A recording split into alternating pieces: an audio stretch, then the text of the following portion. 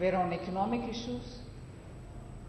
But today, it has even gone to the extent of not standing together with the government on a national security related issue.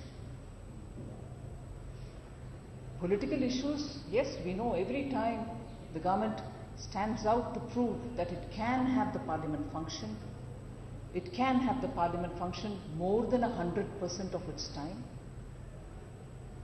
You had a difficulty, you couldn't accept it. Parliamentary legislative processes or parliamentary business of the government, everything was spoken about, questioned, you raised issues, you have some or the other issue politically to constantly question the government. On economic issues, you know, GST is a classic example. The bill which the Congress party during its UPA 1 period promised, which in UPA 2 should have really got rolled out, did not see the light of the day. And when hard work of all the stakeholders, the state governments in particular, have all happened, and when the differences have been ironed out, the Congress party wants to say, no, it shall not pass the GST. A GST which has been pending from UPA 1, a GST in which a lot of Congress's chief ministers and Congress finance ministers are engaged as a part of the detailed working group. And now the GST group which is being chaired by the finance minister of Kerala, who is part of the Congress government there.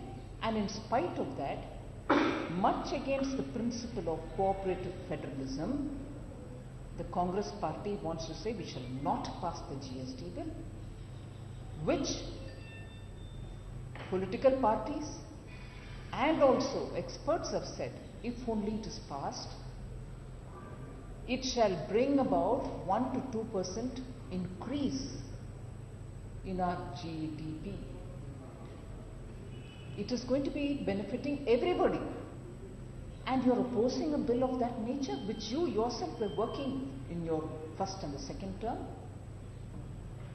And similarly, on the land bill, I spoke about the political, I'm telling you examples for the economic. Land bill, 2013 bill, yes, the BJP also was part of the parties which supported and which got it passed. But there is a need for amendment because Congress party's chief ministers themselves have been repeatedly saying, as the bill stands, we cannot procure land. We need to amend it has been a voice from every quarter. We hear that the Congress party tells or advises or counsels its chief minister saying, no, you won't say it any longer. Luckily, all of them had gone on record, so we can always say. And on the land bill, if the opposition is much against your own chief ministers, I wonder, I ask the Congress party, in whose interest are you speaking? Your chief ministers themselves are saying the Land Act as it stands of 2013 requires amendments. You choose the amendments, we are willing to talk with you, we shall work together with you. But no, you do not want the amendments. You do not probably even want a discussion on it, but you want to just stop it. Cooperative federalism is what we want, and here is the Congress which does not want it to happen, even in spite of their own chief ministers coming on board to say, yes, we'll tell you what the difficulties are. And today, we've reached the Congress party has reached the absolute nadir, absolute bottom in this obstructionist politics that they're doing.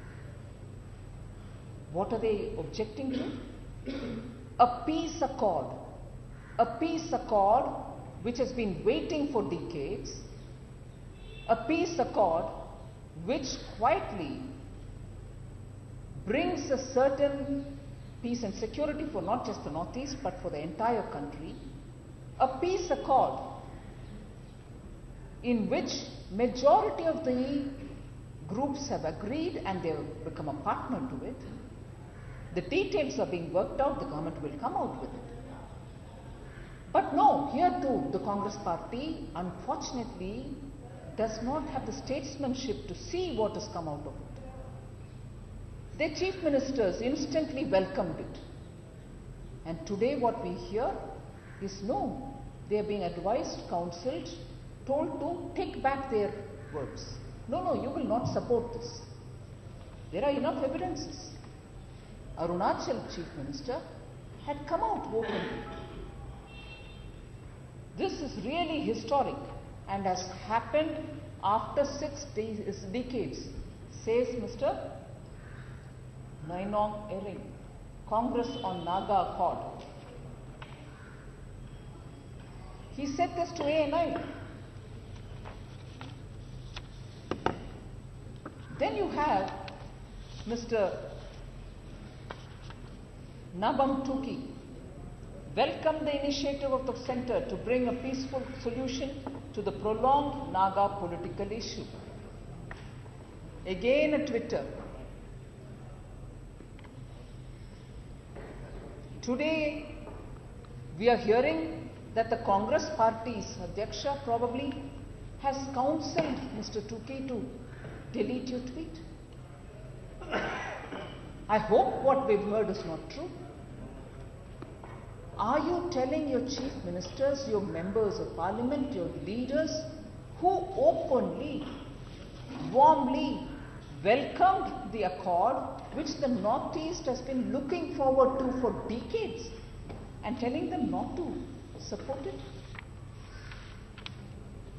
Similar and immediate and a heartfelt response again from the Assam Chief Minister. I appreciate peace in Nagaland and welcome settlement of Naga issues. I'm reading the Twitter of Tarun Gogoiji. Of course, he added in it, but I will oppose tooth and nail any move that affects Assam's interest. Absolutely understandable. His tweet, I appreciate peace in Nagaland, is here. And what are we hearing? That the Congress party has chosen to tell all its chief ministers, leaders from the Northeast, no, no, you will not do it. Just as in the land bill, they've been told, no, you will not voice against 2013 Act. Just as in the GST, when negotiations were happening, should it be 1% more, 0.5% here, 2% for manufacturing states? No, Congress should not cooperate. On political issue, you are opposing. On economic issues, you are opposing. Today, you oppose even on national security related issues. This is, on record, the oldest party in India. Whose interest are we serving? Why are we obstructing even a much awaited peace? Cooperative federalism is something which Congress may not know or wouldn't want to work on.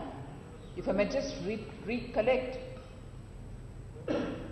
did we have an issue with West Bengal when on sharing of Teesta water, Dr. Manmohan Singh had gone to Bangladesh? West Bengal had a difficulty. Isn't that something which the Congress should remember? If there are stakeholders, if there are issues, if there are states which have to be consulted, the BJP or this government's record on consultation, I've given you examples, whether it is your GST bill, whether it is your land bill, whether it is your Make in India campaign, we have constantly been consulting state governments.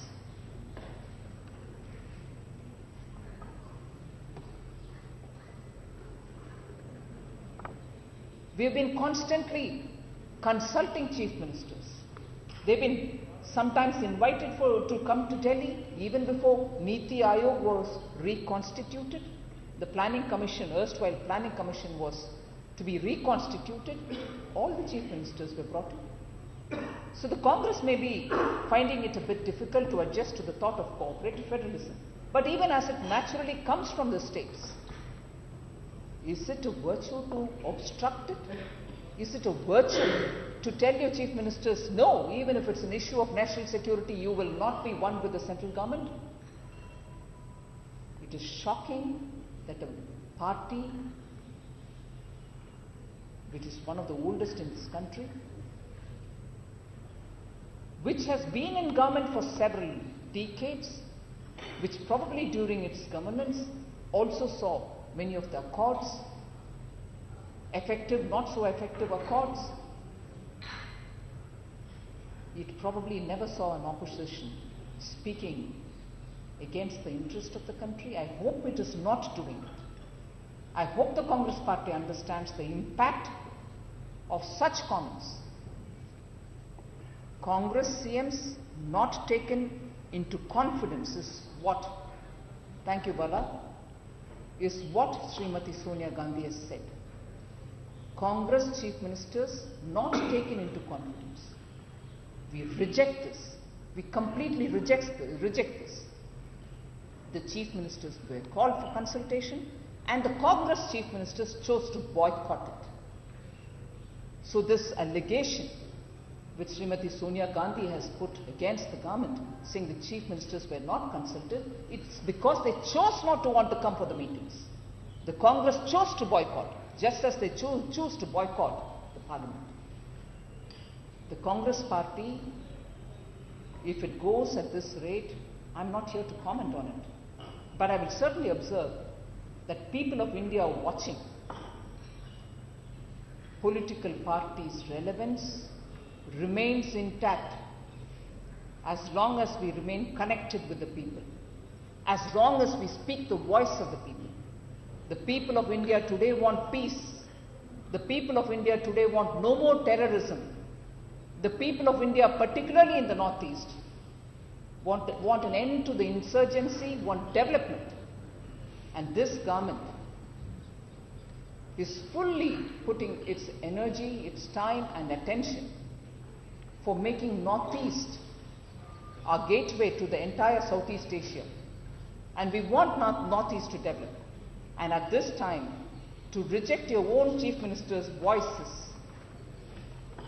to ask them to remain quiet, if anything, remove the records of their comments, doesn't augur well for democracy. I take this to the second issue, the boycott, which is happening after the suspension of members. It's a sad day because it's the Speaker's decision. Never before has the Speaker been so much provoked as in the last 1 week, which we've seen, 10 days we've seen. The provocation was so obvious, and all of you all from the media gallery were watching it.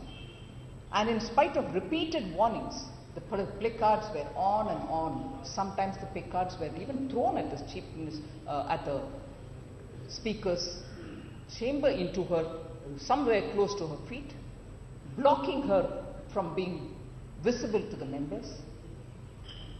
These are completely against parliamentary etiquette. And Congress party, which repeatedly says, rules, you violated rules, you violated. Aren't they violating the rules by holding the placard against the face of the Speaker?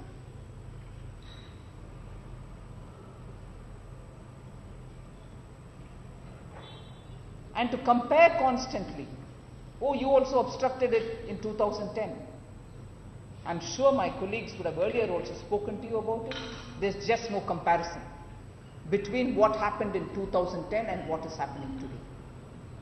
In 2010, when we had asked for a JPC and that whole session, winter session of 2010 was a washout,